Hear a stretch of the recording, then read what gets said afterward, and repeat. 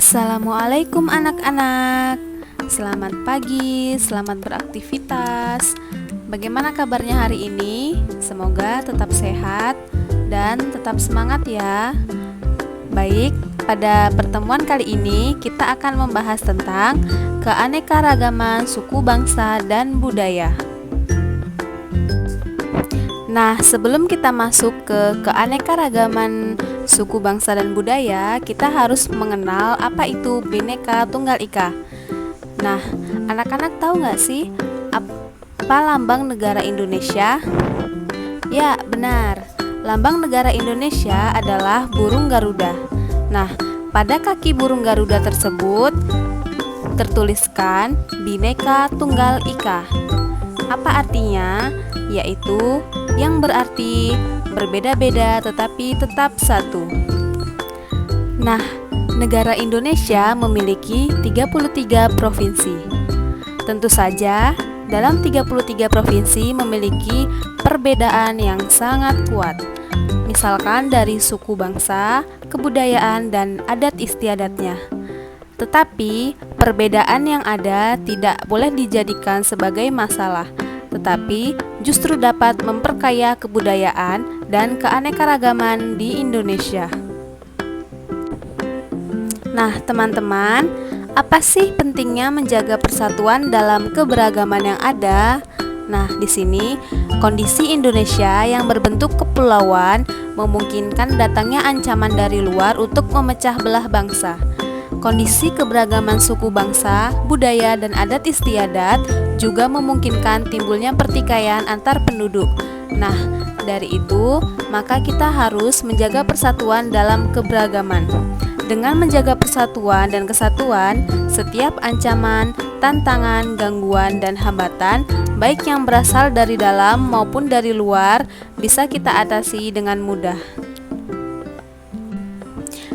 Nah, di sini ada bentuk keragaman suku bangsa dan budaya. Yang pertama, ada keragaman suku bangsa di Indonesia. Nah, di sini Ibu ambil contoh dari Sumatera Utara, dari Sumatera Barat, dan Riau. Nah, di sini ada baju adat dari Sumatera Utara, yaitu dari suku Batak Karo. Ada di gambar yang pertama. Kemudian yang kedua, ada suku Minangkabau dari Sumatera Barat, ada di gambar yang kedua.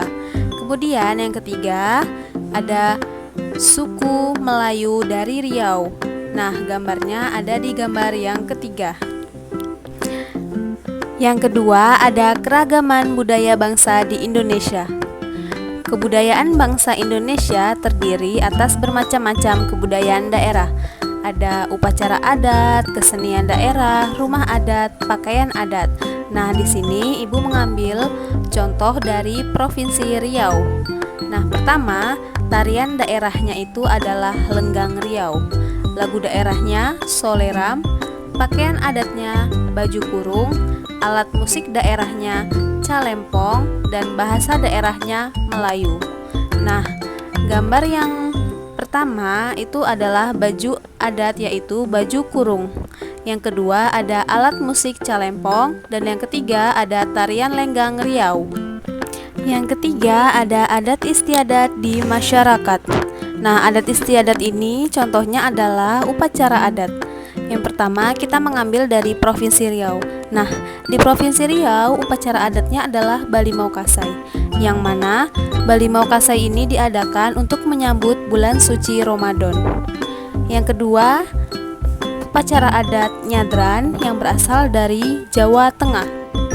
Nah, upacara Nyadran ini biasanya diadakan sewaktu menjelang bulan suci Ramadan. Nah, upacara Nyadran ini dipercaya membersihkan makam adalah simbol dari pembersihan diri menjelang bulan suci. Setelah kita melihat banyaknya keanekaragaman suku bangsa budaya di Indonesia, nah kita harus tahu nih bagaimana sih caranya menghargai keragaman di masyarakat. Yang pertama, tidak menghina atau meremehkan kebiasaan yang berbeda dengan kebiasaan kita. Yang kedua, tidak merasa bahwa kebudayaan dan kebiasaan diri sendiri lebih beradab dan lebih baik daripada suku bangsa lain. Yang ketiga, merasa ikut memiliki kebudayaan dari daerah lain di Indonesia sebagai kebudayaan nasional. Yang keempat, merasa bangga bahwa bangsa Indonesia memiliki aneka ragam budaya sehingga memperkuat rasa persatuan dan kesatuan. Setelah kita mengetahui bagaimana cara menghargai keragaman budaya di Indonesia, kita juga harus tahu nih bagaimana sih sikap yang pantas menerima keragaman suku bangsa dan budaya di Indonesia. Yang pertama, kita harus bangga memiliki keragaman suku bangsa dan budaya. Yang kedua, bersyukur menerima perbedaan dari suku bangsa yang berbeda. Yang ketiga, sungguh-sungguh dalam mempelajari adanya perbedaan kebudayaan dengan suku bangsa lain. Yang keempat, tidak pernah merasa bahwa kebudayaan sendiri lebih baik daripada kebudayaan orang lain. Nah, seperti itulah keragaman suku bangsa dan budaya di Indonesia. Demikian penjelasan tentang keanekaragaman suku bangsa dan budaya. Semoga anak-anak bisa mempelajari dan memahami apa itu keanekaragaman suku bangsa dan budaya, serta bagaimana cara menghargai dan sikap menerima keanekaragaman suku bangsa dan budaya di Indonesia. Semoga materi yang Ibu jelaskan bermanfaat bagi anak-anak semua. Ibu akhiri, wassalamualaikum warahmatullahi wabarakatuh.